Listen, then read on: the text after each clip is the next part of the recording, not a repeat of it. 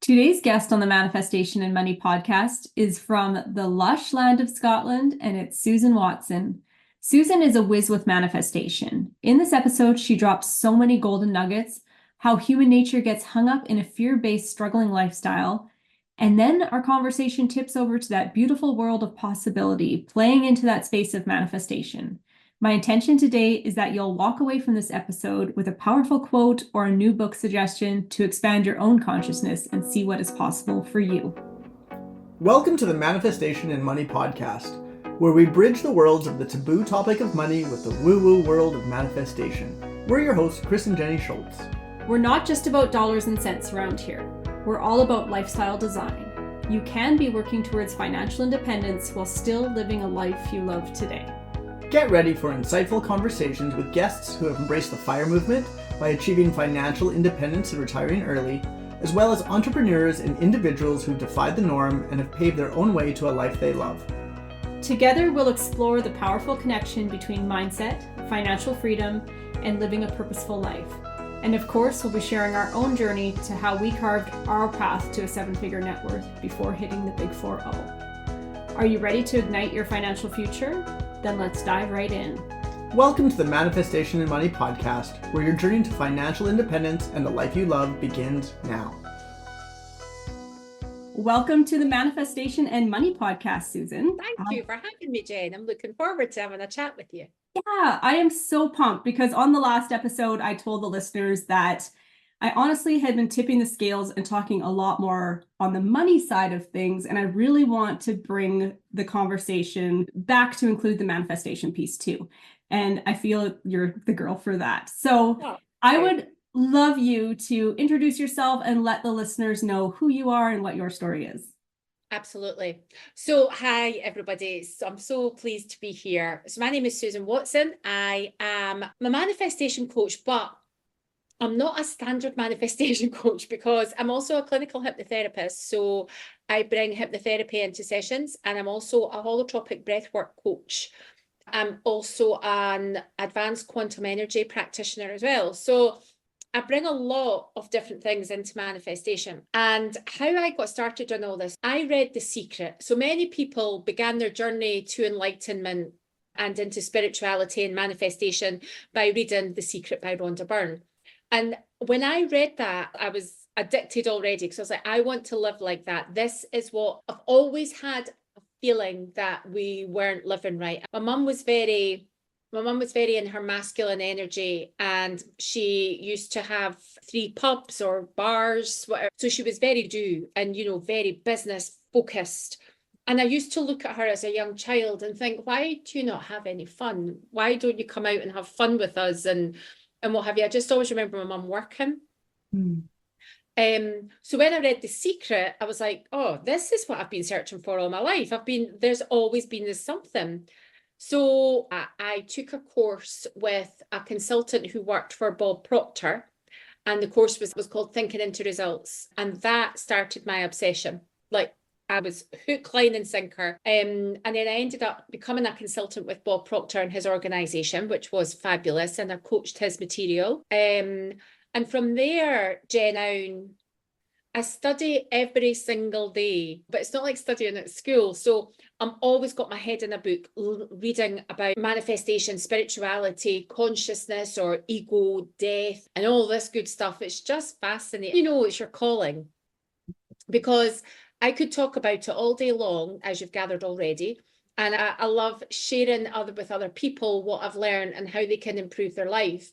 I think the big thing for me is, prior to all this, and most of the population, we live in fear. We are programmed to live in fear. And if your knowledge and expertise around money, you'll know this as well, how fearful we are of money and love and relationships and careers and business. And I just want to change that. I want to change how people live, because we're not meant to be here to live in fear.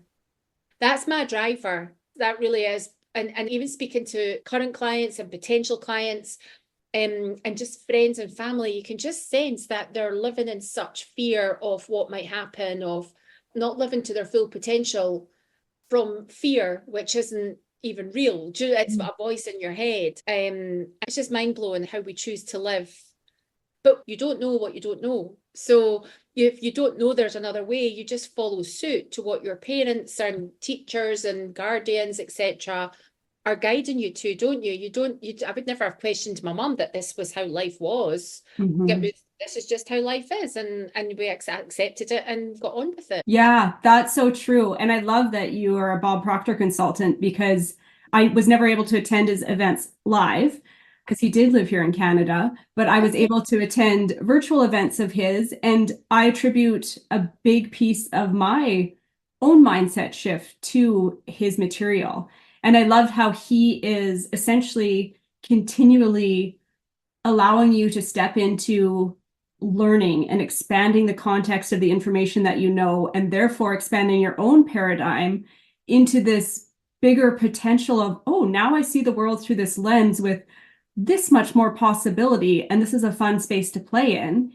And you did touch on a big piece there, that fear-based thinking that, especially since COVID, the world kind of contracted and shrunk into this place of fear-based living, in a sense. And the world is slowly coming back out of that. But how do you think people can shift from that fear-based mentality into a place, into just a better headspace overall? I think for me to move out, because my mum's still alive and well, but she worried. And I remember saying to my mum as a child, why do you worry? And she said, oh, it's just who I am. I would worry if I just wasn't worrying. And I was just like, but why would you do that? However, that got a grip of me. So I then became a worrier, because I thought that's what adulthood was all about. We just worry, and that's what we do. So I became that version, like I became my mum, which is what we do. We become the people that we spend so much time with, including our parents.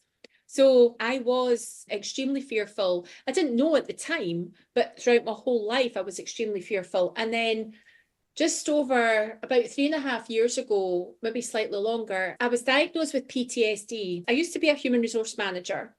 I actually made myself redundant from a position within human resources. And I decided I wanted to work with dogs because I love animals.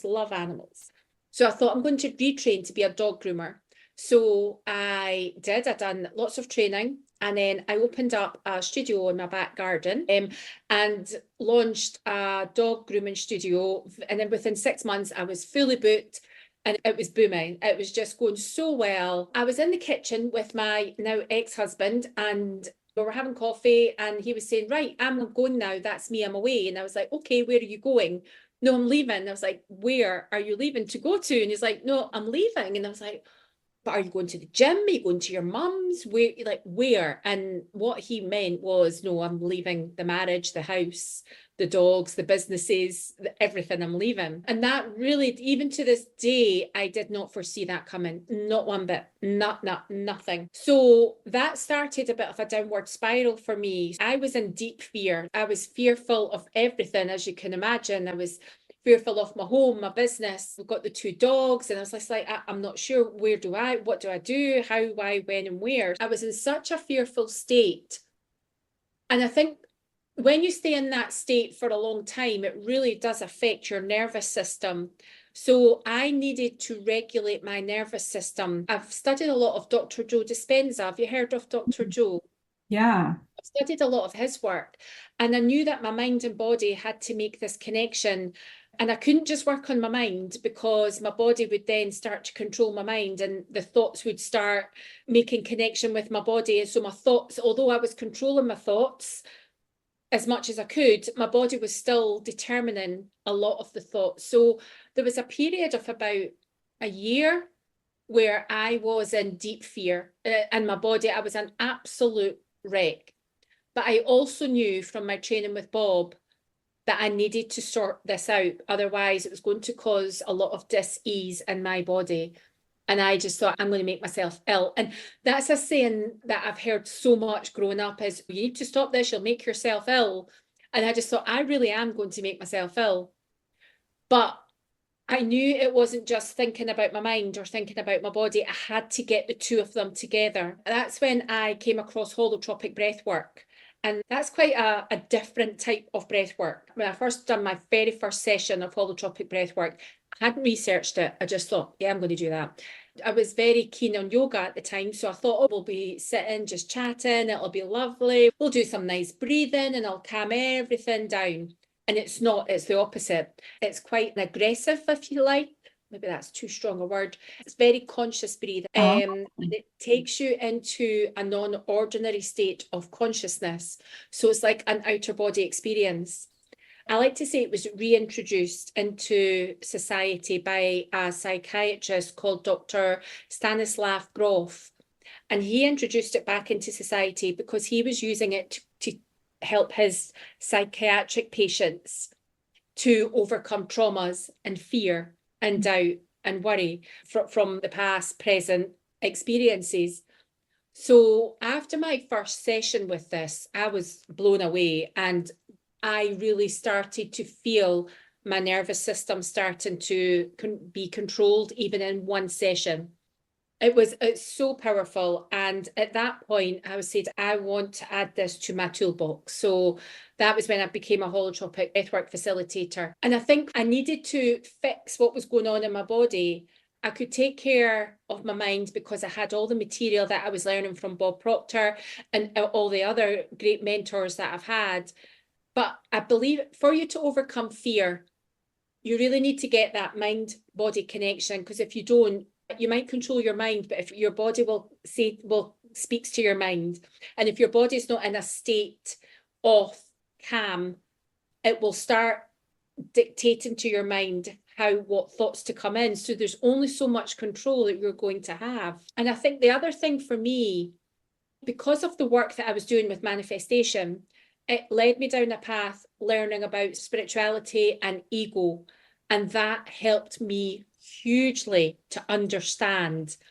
And you'll know this from working with Bob. And Bob would always say, you're a spiritual being in a human body with an intellectual mind. And once I really dived deep into that and understood, what do you mean by I'm a spiritual person? What do you mean by that? That helped me to overcome fear and understand fear. I don't think you need a big knowledge to understand it. With Bob saying you're a spiritual being in a human body with an intellectual mind, even digging a little bit deeper on that phrase will help you to understand who you really are and understand where fear is coming from, and it's not really part of you. Does that make sense? Yeah, that's fascinating. It definitely expands your context to something bigger than you. Yeah. In a piece of it, right? And you brought in their ego again, and you mentioned it at the beginning, like death of the ego that you were looking into. How does that play into all this? Because I feel like there would be a battle of ego in there. You've got your mind and ego playing into this spiritual part of you. Like, how does death of the ego and your ego play in? Most of the population will think we have one mind. We have just our human mind. But there's actually many parts of our mind. We're multidimensional. I learned a lot of this from Bob. So when he was starting talking about you've got your mind, you've got your unconscious, your subconscious, and then I started learning about the superconscious, which is your God, spirit, universe, creator mind. And I'm sure there's many more parts of the mind, but that's 4 parts that I know and work with. The ego belongs to the human mind. I tend to refer, you've got your human mind and you've got your spirit mind. Your ego belongs to your human mind. And an amazing book is The Untethered Soul by Michael Singer. And he refers to this as your inner roommate, that voice that's constantly talking to you all day, just constantly, if you're going to the coffee shop and you're like, do you know what, I'm going to go for a decaf today because I'm trying to cut, and it's like, no, don't do that. You can't do that. We need coffee. Go and have coffee. Okay, I'll just have a regular coffee then. It's that voice that says that you can't do something. It's that voice in your head that's saying, you couldn't do what Susan's doing. You've not got the confidence. You don't know what you know. You can't do that. Eckhart Tolle will describe the ego as any thought that causes suffering is ego. Oh, wow. Yeah. That's a stop you in your tracks reframe there. Because I think so many of us, and I say us as human beings, that is the space people are operating from. Absolutely. This is where like suffering, that's where fear comes from, because it's the ego. I've come across people that will say you need to befriend the ego. And I don't like that, because I don't want to be friends with it. Because if you're friends with it, it'll lure you in. It's an absolute trickster. But I don't hate my ego. It does serve a purpose. It's finding that balance between the ego and not ego. Eckhart Tolle will always say any thought that causes suffering is ego. Therefore, a lot of your thoughts are coming from ego. And the way that I see it is thoughts come from the mind, and the mind is part of your body. So when my body dies, so does my mind. Therefore, so do my thoughts. Therefore, that's coming from my human. So thoughts for me are a human thing. They're not a spiritual act. Thoughts are there. When I leave this body, I also will leave my thoughts behind. But I will then go on and be a spiritual being, as Bob Proctor has taught us, and many, many other great teachers have said that we're spiritual beings. But when I heard Eckhart Tolle saying this, I thought, gosh, that's like most of my thoughts. So most of my thoughts are actually causing me to be in fear. And then when I started delving in even more to this, because this fascinated me, because this is how we live. We live from that voice in our head telling us to do certain things. And there's some sort of study being carried out in America. And it's to do with people who come from, Eckhart Tolle refers to it as your pain body, which is ego-driven. And there's a lot of research being done on this, because they're trying to bring this into the courts and into the legal system to say that if somebody does a crime of some sort, that actually it could be coming from their pain body. And it's almost like they've lost their mind, they've lost their human awareness. But there's a lot of research being done to bring that into the justice system. I don't know where they're at with it. I read that somewhere. The ego isn't real. It's in your thought system, it's in your mind, and it's that voice inside your head that tells you can't do something. The ego served a purpose many years ago when we were out as cavemen and women. We were out killing animals, and we needed to be alert and be aware, because there was a real danger that we could die and we could be eaten by a bear. But we don't have that now. So the ego really just serves to cause us suffering on a psychological basis. It makes sense. And you can right now immediately think of, I don't know, for me, a handful of people that I know that are operating from that space. So if we shift here for a minute from fear and ego over to the world of manifestation, which you're kind of shifting gears, what is your definition of manifestation? What does manifestation look like to you? Manifestation for me is co-creating to bring heaven down to earth, because we live in such a fearful society and we use our faculties wrongly. We are the only species on the planet that has an imagination. I've got 2 dogs, they don't have an imagination. I've got plants, and any other species doesn't have an imagination. So I believe that manifestation is our power to co-create with God, source, universe, creator, to make our life here on earth joyful and pleasurable, the way it was always, to create abundance. We are an extension of God. I don't believe that we are God. A lot of people say, you're God. And I'm like, well, I'm an extension. I'm an extension of that. So I do believe that every single human being has a degree of power.